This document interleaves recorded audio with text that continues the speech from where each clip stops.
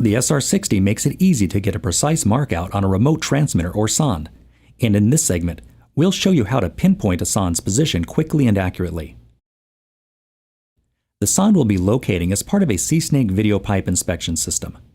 The sonde is located inside the spring, right behind the camera head, and operates at 512 Hz. We've put the camera into a drain line that tees into another line after about 8 feet. We've pushed the camera past the tee and positioned it directly under a 90-degree cleanout. We've removed the cleanout cover, and the camera is visible in the bottom of the pipe. The camera is in position, so we'll activate its transmitter. If 512 Hz sonde mode is not available by pressing the frequency key, you can enable it in the main menu. See the Getting Started segment of this video for instructions on how to do that.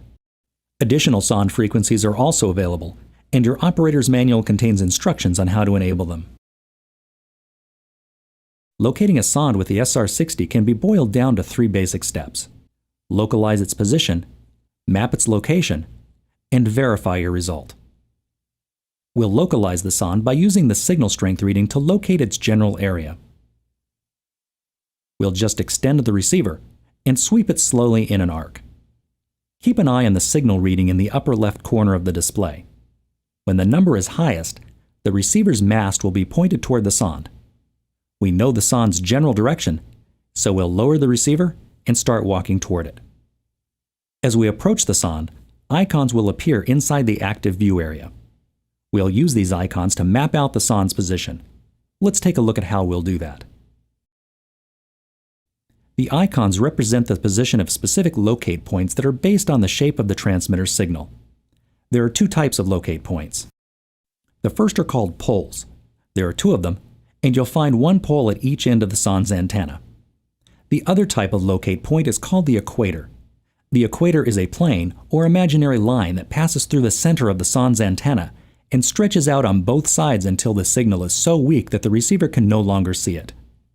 When the sonde's antenna is lying horizontally inside the pipe, and the ground above is also flat, the equator will be located about halfway between the poles. If you draw a line between the poles, you'll find the sonde where that line and the equator intersect. The SR-60's display contains icons that represent the position of the poles in the equator. To map out the sonde's position, we'll locate and mark the 2 poles, and then we'll locate the equator between them. To make it easier to see what we're doing, we've pre-marked the position of the 2 poles and the equator. When you get close to the sonde, the receiver will display the location of the closest pole. We'll simply move the receiver until the pole icon is centered on the crosshair, and then we'll mark its position using the marker chips that are included with the receiver. After we get our first pole, we'll see a double line on the display. This line tells us how the transmitter is lying underground. We know the second pole is on the far side of the transmitter, so we'll move toward it along this line. We'll pass over the equator, and then we'll come to the second pole. We'll center it on the crosshair and mark its position. Now we'll line the receiver up between the 2 poles and head back toward the equator.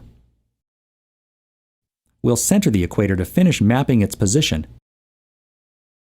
and then we'll verify our result by making sure that the signal drops off when we move the receiver in any direction away from this point. In many cases, the signal strength will be highest over the equator. In our example, the signal is actually highest a couple of inches off the equator toward the first pole, so that's where we'll mark the sonde's position.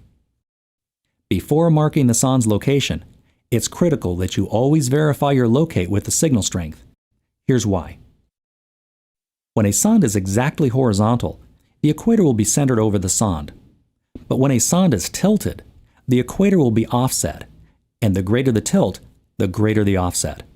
The signal reading is not affected by the sonde's tilt, so it accurately indicates the sonde's position whether or not it's tilted. Here are some tips that will help you get better locates. First, to locate a sonde, you need to be within range of its signal. This range will vary greatly depending on the transmitter's strength, soil conditions, depth, pipe material, and the presence of interfering signals. We recommend locating the sonde within a few feet of your access point like we did here, and whenever the line makes a turn. We showed you how the equator can be offset when a sonde is tilted inside a pipe.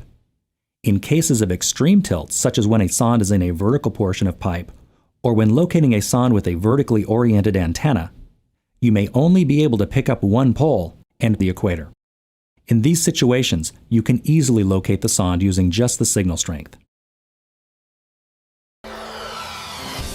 In the past few minutes, you've seen how the SR-60 makes short work of locating remote transmitters using the simple three-step process of localize, map, and verify. Before using the receiver, be sure to read the operator's manual for additional information not covered in this video. On behalf of everyone at Rigid SeekTech, thank you for buying the SR-60 receiver, and thank you for watching this video.